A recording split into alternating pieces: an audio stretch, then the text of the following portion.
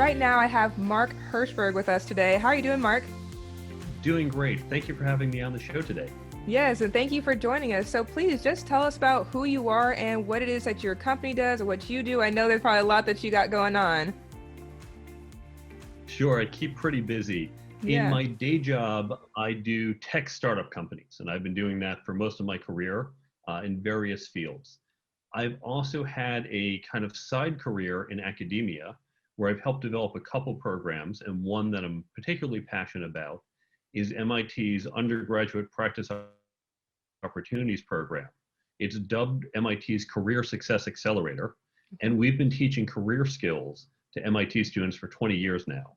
I've Okay. also done similar types of work at SUNY and various nonprofit programs because one of my side passions is helping people develop professional skills that we unfortunately don't teach in a standard academic curriculum or even within our workplaces. Mm-hmm. Absolutely. And so how did you get into all that? Well, there's a lot of transition. You said there are the tech startups, you have helping people with their careers. What is that journey looking like for you? Well, I did begin in a very traditional way as a software developer during the Okay. dot-com era. So it's what you would expect of someone with my background. But I noticed as I began to hire, I got into the hiring side and became a manager early in my career. Mm-hmm. And as I was hiring people, I could ask them a technical question. I don't just mean software, it could be in marketing or accounting, some domain question, and I'd get the answer. But if I start asking these general skills, what makes someone a good leader? Who would you want in a teammate? What makes someone an effective teammate? What are some of the keys to communicating effectively? I would get blank stares. Mm. And I realized I was never formally taught that either. I just happened to start reading a lot of books and doing a lot of training, and that's how I learned it. Mm-hmm. But these are skills we want in everyone we hire and everyone we deal with, but we're not teaching them to anyone. Right. So that's how I got started to say there's a need here. As Mm-hmm. MIT was saying, we want to do something to help our students be more effective. Mm-hmm. I got involved and helped design the program, and I've been teaching it ever since. That's wonderful. I love that. And so, why, obviously, you don't necessarily have the magical answer, but why do you think that is? Why, especially in like business schools and classes and everything, and just in general, why universities and schools and our standard curriculum don't teach these professional skills and career skills? Well, most of my book is on the actual skills and teaching them. I Mm-hmm. do cover this a bit in the appendix. Mm-hmm. It goes back to the history of why schools are the way they are. Okay. From a university standpoint, universities were designed for graduate level studies. It's Mm. only maybe in the last 2 centuries that really kind of brought into undergraduate studies. And Mm-hmm. so it is about being very specific within a domain Mm-hmm. and focus on that level of very narrow skill set. And if you think about our education in general, we go from very broad. In elementary school, you're learning reading, writing, Right. arithmetic. Mm-hmm. We'll branch out in civics, maybe a foreign language in high school. But as you get to your undergraduate degree, you start to focus. You might take a few general classes, but you Right. focus on your major. And of Mm-hmm. course, graduate school, you get even more narrow. And it's been a general fundamental skills that we teach in primary school. Mm-hmm. And in college, we start to narrow you. But we don't teach in the university because they're not designed for skills outside the domain. And at the high school level, we're so busy just trying to give students the basic Right. math, English, history that we really don't get into any of these broader skills. Nice. Like so now you're feeling that need, how But we don't. Mm-hmm.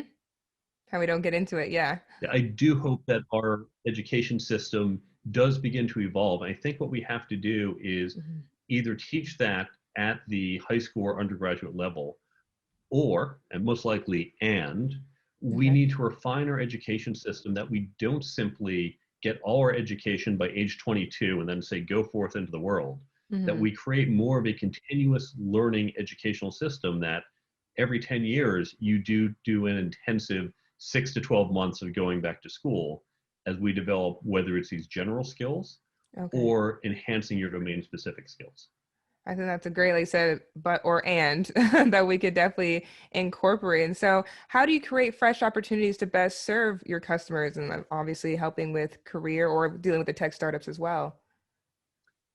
The way I try to teach my students and people on my own staff Mm-hmm. is by focusing on these skills. And Hmm. so I want to emphasize we all have some area in which we're an expertise. It could be in selling, could be in marketing, could be in software.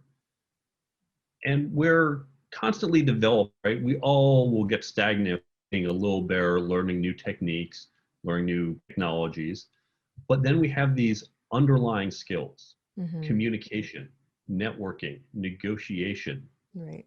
If you spend a little effort in developing these skills, what they're going to do is amplify whatever your core competency is.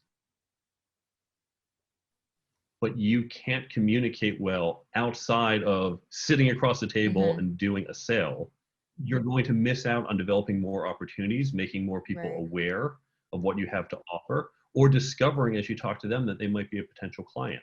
And so that little extra time, you don't have to be the world's greatest communicator, Hmm. but that little extra time developing your communication skills will enhance your sales opportunities.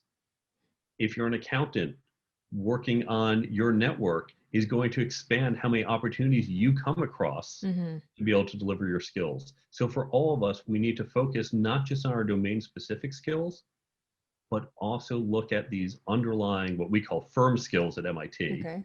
They're not hard skills, they're not quite the soft skills. It's firm. These firm also like corporate America. By Right. working on these firm skills, Hmm. we can enhance whatever it is that is our core competency. Hmm. And I think that's the key, those key words there, as far as you said, these firm skills. It doesn't have to seem like, oh my God, now this is more stuff that I have to learn, I'm adding on. It's really to enhance what you're already doing. And like you said, those domain skills. Exactly. If you think about many people, if you're a doctor or a lawyer or an accountant, you have to spend a certain number of hours each year in your continuing education.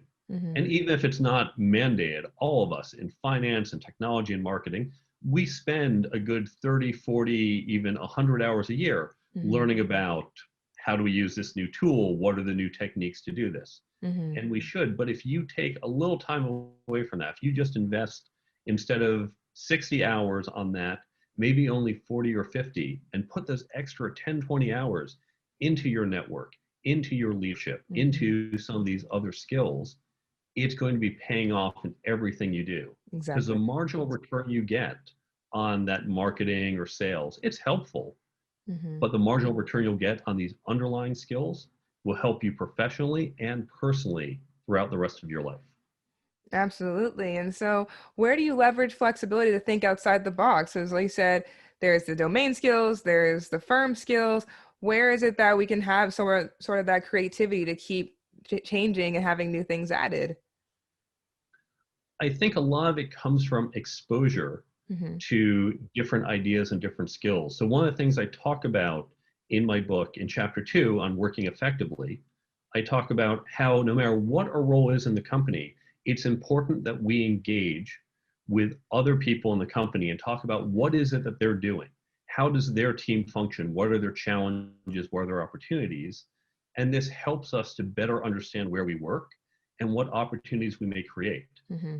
And I'll give an example of that. I was at a lead generation company a few years ago Hmm. as a chief technology officer.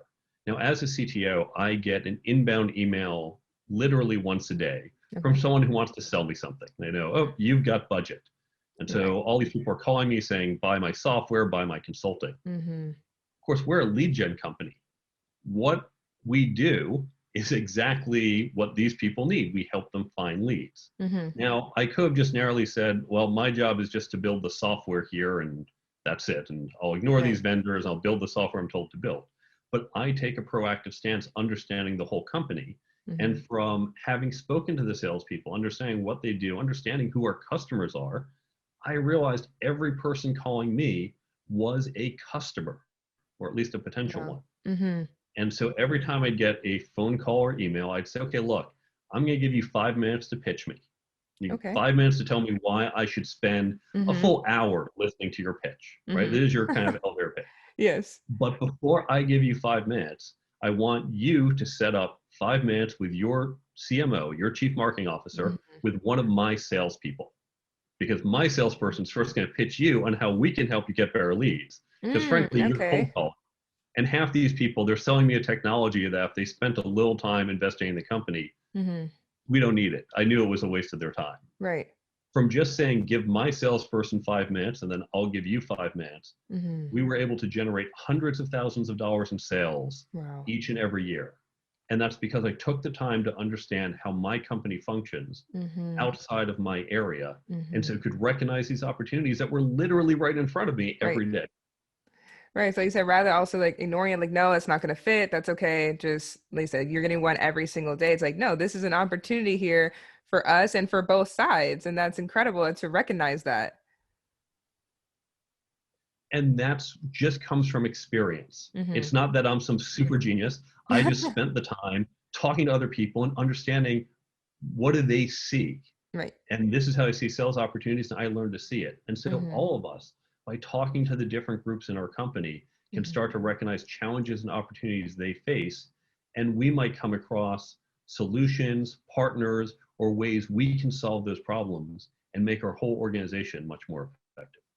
Absolutely. And so with that whole thing, like you said that you separate yourself, what makes up your secret sauce that sets you apart in the industry as far as career prep and investment in tech companies as well? I think it's because I have emphasized these skills and I use them to leverage what my core competency is. Hmm. I used to be a pretty good software developer. Hmm. Certainly not these days. I don't write a lot of code. And I'm sure there are people who are deeper experts in a lot of different areas I tend to focus on. Hmm. What makes me very effective at what I do isn't simply that I'm a good CTO because of my technical knowledge. Hmm. It's because I've developed a broad network, because I've developed leadership skills, because I know how to communicate effectively with people who are not just technologists, but in other parts of the business, because I understand the other parts of the business. So Hmm. I'm using all these different skills that I talk about in the book and use them to become much more effective at what I do and stand out compared to my peers. Wonderful. And you mentioned the book. So please tell us more about your book and what we can find in it for those who purchase it. The book is called The Career Toolkit: Essential Skills for Success That No One Taught You. Okay. It's broken into 3 sections. So I'll quickly enumerate the 10 chapters in 3 sections. First is on your career, Hmm. how to create a career plan, how to get that job you want Hmm. as your next job or 5 or 10 years from now. Hmm. Second, working effectively. When you're in the job, how do you manage your manager? How do you understand what's happening at the company? Deal with corporate politics. So I give you techniques for that. And then third is how to hire. And now most of us have had training on how to do an interview, how I answer, what's your weakness, all those standard Yeah. things. Most of us have never had any training on how to hire someone else, and Mm. yet most of us do that. So if you want effective teammates, you need to know how to hire them. So that's section one. Section two is on leadership and management. Hmm. And management, I break down both the people management and the process management, because they're different sets of skills. Yes. Yes. And then third is general interpersonal skills. And by this, I include communications. So, Hmm. how we can communicate effectively and talk to people coming from different mindsets and experiences from ourselves. Hmm. Then a chapter on networking, a chapter on negotiations, and finally a chapter on ethics. Truly covering it all. Truly covering it all, what we need to know.